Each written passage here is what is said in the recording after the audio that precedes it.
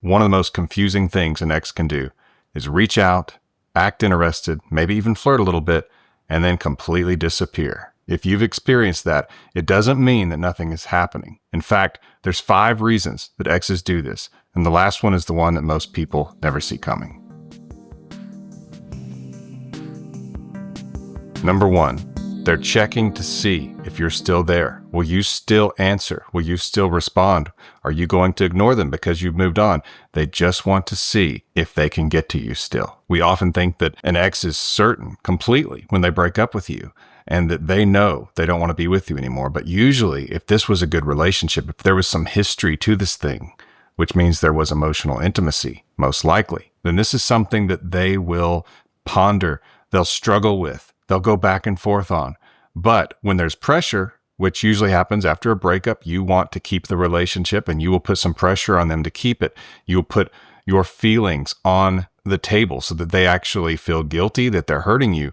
And so then the decision of getting back together with you or not has pressure. And a lot of times they are afraid to get back together with you because they think if they have to break up with you again, it will hurt you again. And so that's why it's so important after a breakup to, as best you can, give them the breakup so that they don't feel like they're punished for it. That will make them more likely to take the risk of getting back together with you, even if they have doubts, so that hopefully you can grow together and develop that intimacy again, and they won't want to leave. But they think, what if I get back together and I want to leave? I'm going to hurt them, and then I have to go through that again. And you want to alleviate them of that. And so a lot of times they've had that conversation with themselves, and they're reaching out just to see if you will still engage with them or if they have turned you off. And that's exactly where you want them to be. Number 2, so they've reached out, and so far, so good, but now they've disappeared. Why? It's possible that relief is wearing off. I have a video where I talk about the stages an ex goes through during no contact, after a breakup, and the first stage is relief. They got this difficult thing over with. They didn't want to hurt you. They didn't want to have this awkward conversation. A lot of times people will put it off. They'll even say, I'm going to give it another weekend. I'm going to give it another month. They'll even lie to your face because they don't want to hurt you.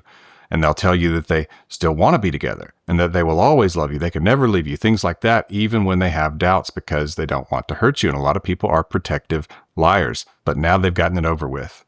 Now they've had to live life without you. They've experienced some of the consequences. And at first there was some relief that they got it over with, but now real life has clamped down. It's no longer relieving. Now they are in the curiosity stage, wondering why they haven't heard from you, what you're thinking about, if you'd take them back, if maybe they turned you off by what they've done, which is extremely important. And so that first sting of curiosity can result in them reaching out. But once they've alleviated that curiosity, especially if you just seem too excited, if you really act like you think this is a great opportunity, you try to extend the conversation, everybody thinks, I need to ask questions to get them talking, right? But that looks too excited. It looks too much like that all this no contact and you being so good about the breakup that was just an act and that you have secretly been hoping for this day. And even though that may be true, and I'm a romantic, I wish that was something that would impact them in the way that you want it to, but it won't. It will just put that pressure back on them because again, now they think this isn't about me wanting to get back together with them as much as it is they want to get back together with me. And so now they feel that pressure. Oh, he's wanted it the whole time. She's wanted it the whole time. And if I do get back, it will really hurt them if I have to break up with them. And so, yes, it sounds like a game, but you either play the game or you lose the game. So pick one. Number 3, they want connection without commitment. They want to indulge in the relationship that you two had. They want to hear your voice. They want to feel for a moment like you two are back together.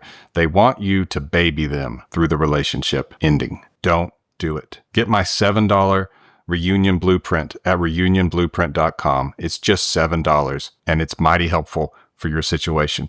If you are married, get my free mini course on saving a marriage. Just go to marriageradio.com, look under the marriage help section, and you will see free mini course. That's marriageradio.com to save your marriage. When someone wants the connection without commitment, it can still go back to that fear of getting back together with you and then having to hurt you. They don't trust themselves. And so the best thing you can possibly do in this situation is to let them have that connection only when they earn it back. And that means consistency. So you are not overly excited to hear from them. You keep things business polite. They ask how you're doing. I'm doing fine, thanks. I hope you are also. Boring. Because if you act excited, Now you're putting pressure on them because they think, uh-oh, I shouldn't have reached out because now he's excited. Now she's excited. And now there's pressure on me to get back together with him.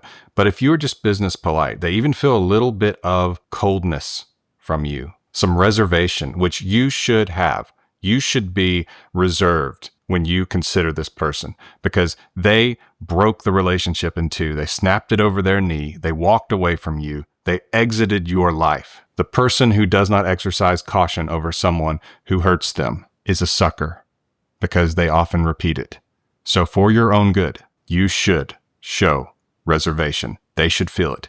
I didn't say rudeness, but I did say reservation. Believe it or not, it will pull them in much more than excitement or trying to connect ever could. Number 4, they're afraid of what they feel. So they reach out to you and it feels great. And now, because of all the pressure I've already mentioned, and because they've been wondering if they were wrong in the first place, and now it feels great, they feel that fear that they were wrong, that they need to do the hard work of coming back to you in humility and asking you to take them back. And there can be some fear of rejection in that. Their plans, just as of even maybe a few weeks ago, were to just go off into the sunset without you. They thought they wanted it.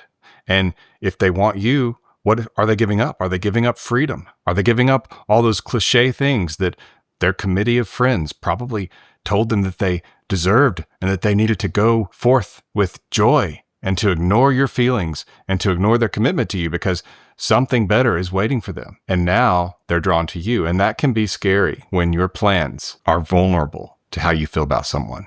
For some people, it can really cause them to pull back and to disappear. Number 5, they're fighting the consequences. They want to feel great about this. They want this breakup to be the best thing that ever happened to them. And it can be frustrating for a lot of people because they don't like to be wrong, because it takes away their control, because they now are having to go against peer pressure if they've got lots of friends who are telling them they just need to move on. And reaching out to you is them giving in. They wanted some relief from missing you, from having lonely nights, from worrying if you're replacing them with somebody else. And I talk about this in my $7 reunion blueprint at reunionblueprint.com. And you can book a coaching session with me at myexbackcoach.com. That's myexbackcoach.com. Click the coaching link and you can book a coaching session with me. If you are married, get my free mini course on saving a marriage at marriageradio.com under the marriage help section. This has been Coach Lee. And as always, thank you for watching.